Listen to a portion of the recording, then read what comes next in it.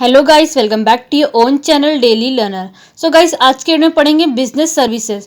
सो business services होता है कि हम ये समझेंगे आज की वीडियो में, एंड प्लस के इंट्रोडक्शंस, इसके मीनिंग, डेफिनेशंस एंड फीचर्स भी पढ़ेंगे आज के वीडियो में।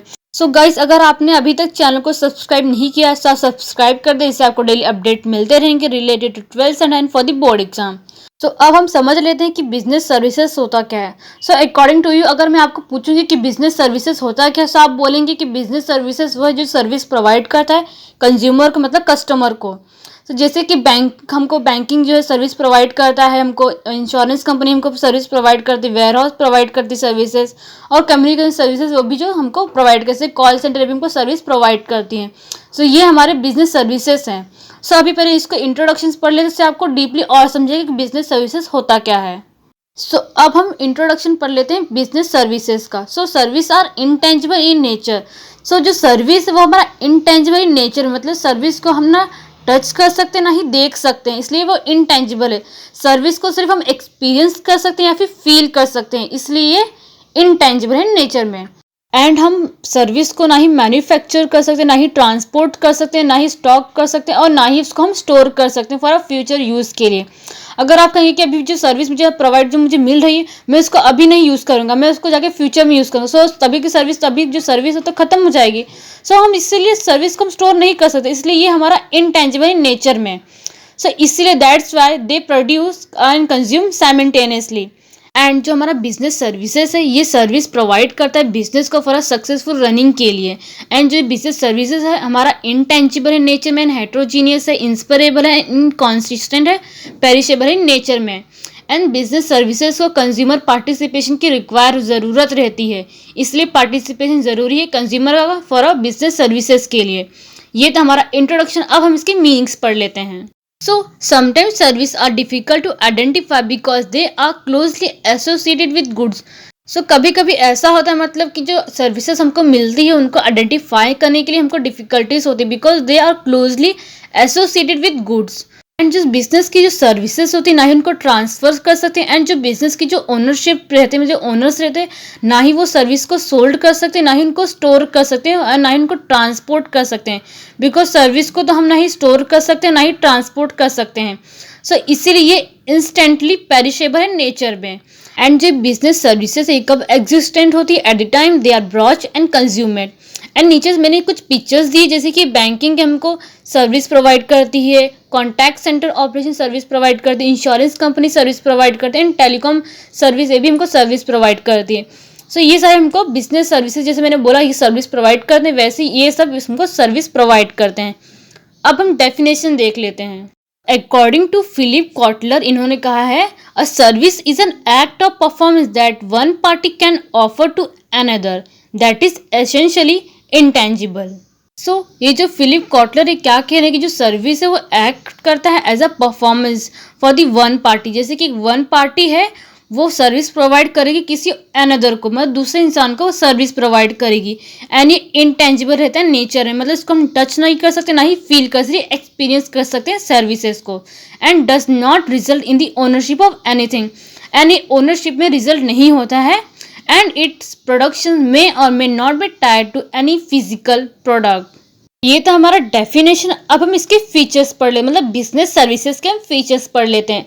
सो आपको भी क्या लग रहा है कि फीचर्स क्या होंगे सबसे पहले? जैसे कि मैंने बोला था, यो हमारा बिजनेस सर्विसेज और इंटेंजिबिलिटी है, इंटेंजिबल है। आप फटाक समझेंगे इसका इंटेंजिबल फीचर से पहला वाला। इंटेंजिबिलिटी क्या होता है? इंटेंजिबिलिटी को ना ही हम छू सकते हैं ना ही देख सकते हैं, वो सिर्फ फील किया जाता है या फिर एक्सपीरियंस किया जाता है। So a service is not a physical that can be touch or seen, a service can be experience by the buyer or the receiver. जैसे कि मैंने बोला कि बिजनेस सर्विसेज सिर्फ हम एक्सपीरियंस कर सकते हैं या फिर फील कर सकते हैं, ना ही टच नहीं कर सकते उसको, हम ना ही देख सकते हैं। वो एक्सपीरियंस और फील कौन कर सकता है? या फिर बायर कर सकता है, या फिर जो रिसीवर होता है वो उसको फील कर सकता है या फिर एक्सपीरियंस कर सकता है। तो इसीलिए जो हमारा बिजनेस सर्विसेज है वो इंटेंजिबिलिटी है नेचर में। सेकेंड हमारा फीचर क्या है? Inseparability. So a unique characteristics of service is that the service and the service provider can not be separate. जो सर्विस होता है एंड जो सर्विस प्रोवाइडर जो सर्विस प्रोवाइड करता है, ये दोनों सेपरेट नहीं हो सकते हैं। फॉर एग्जाम्पल, जैसे कि आप नाई की दुकान पे जाते हैं, सो वो आपको सर्विस प्रोवाइड करता है एंड वो सर्विस प्रोवाइडर भी होता है। सो इसलिए वो सेपरेट नहीं हो सकते, क्योंकि वो आपके बाल भी काट रहा है एंड आपको सर्विस प्रोवाइड भी कर रहा है। सो इसलिए वो सेपरेट नहीं हो सकते हैं। The presence of service provider is there at the time of delivering service to customer is the service provider and the service. In case of service productions and the consumption take place at the same time, it's called the inseparability. मतलब उसी time पर service भी देता है, आपको service provider भी साथ में रहता है। सो इसलिए इंसेपरेबिलिटी हमको इसको बोलेंगे। सो हमारा थर्ड फीचर है inconsistency. So service are heterogeneous. Heterogeneous में मतलब जैसे सर्विस में देखा जाए तो जैसे कि आप कहीं पे रेस्टोरेंट में गए, वहाँ पे कस्टमर आते हैं, उनको आप सर्विस प्रोवाइड करते हैं, उनको कुछ मतलब ऐसे डिश जो प्रोवाइड उनको करते हैं, सर्विस प्रोवाइड करते हैं जैसे कि कुछ। सो कुछ कस्टमर को अच्छा लगता है, कुछ कस्टमर को नहीं भी अच्छा लगता, कुछ कस्टमर को अच्छा भी लगता है, नहीं भी अच्छा लगता है। सो उनकी जो थिंकिंग है वो अलग अलग रहती है सर्विसेज के थ्रू। सो ये जो सर्विस हमारा हेट्रोजीनियस है and there can be no perfect standardisation of service. आप जब सर्विस प्रोवाइड करते हो कभी कभी सर्विस अच्छी भी रहती है, नहीं भी अच्छी रहती है, इसलिए ये स्टैंडर्डाइजेशन होता है एंड ये परफेक्ट नहीं होता है फॉर स्टैंडर्डाइजेशन के लिए services. If the service provider remain the same, the quality of the service may different from time to time. अगर जो सर्विस प्रोवाइडर वो अगर सेम रहेगा एक ही इंसान का, लेकिन जो उसकी क्वालिटी रहेगी सर्विसेज की वो डिफरेंट रहेगी, टाइम टू टाइम चेंज होती रहेगी। सो इसीलिए ये जो हमारा सर्विस है हेट्रोजीनियस एंड स्टैंडर्डाइजेशन मतलब नहीं है। फॉर एग्जाम्पल जैसे कि आप किसी रेस्टोरेंट में जाते हैं, सो आपको अलग अलग तरह की सर्विस प्रोवाइड होती है। फॉर एग्जाम्पल जैसे कि आप सर्विस प्रोवाइडर हैं एंड मैं जो हूँ कस्टमर हूँ। सो आप मेरे को जो सर्विस प्रोवाइड करते हैं वो मुझे सर्विस अच्छी भी लगती, नहीं भी अच्छी लगेगी।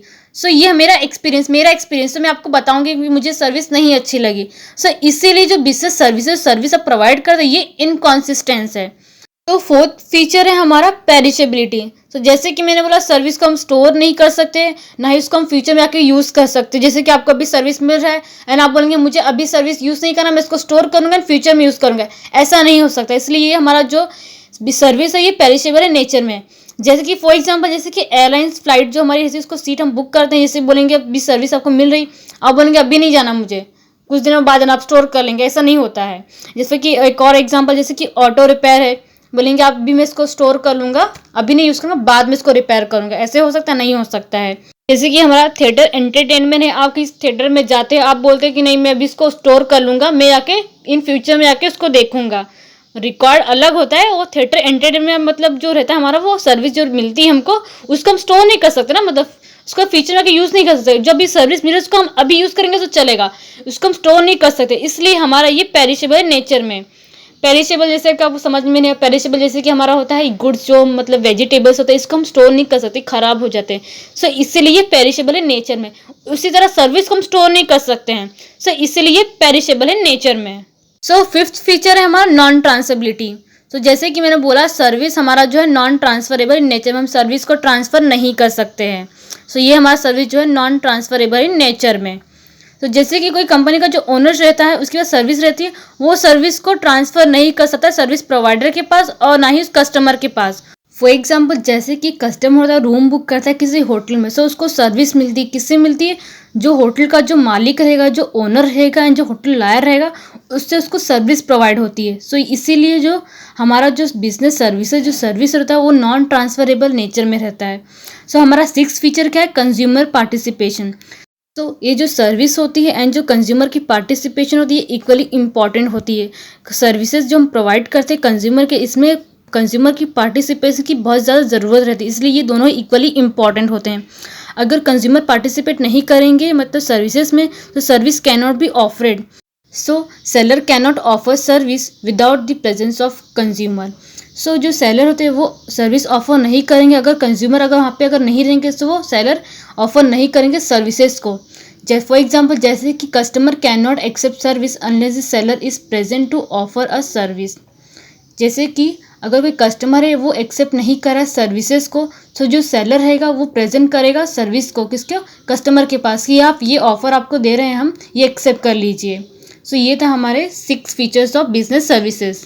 एंड गाइस आपको किसी अगर सब्जेक्ट में या फिर किसी टॉपिक में डिफिकल्टीज आ रही, डाउट्स आ रहे हैं, तो आप प्लीज कमेंट बॉक्स में डाल देना, मैं उसके रिलेटेड वीडियोस अपलोड कर दूंगी सेकेंड या थर्ड डे में। एंड गाइस आपने अगर अभी तक चैनल को सब्सक्राइब नहीं किया तो आप सब्सक्राइब कर दें, इससे आपको डेली अपडेट मिलते रहेंगे related to 12th standard and for the board exams.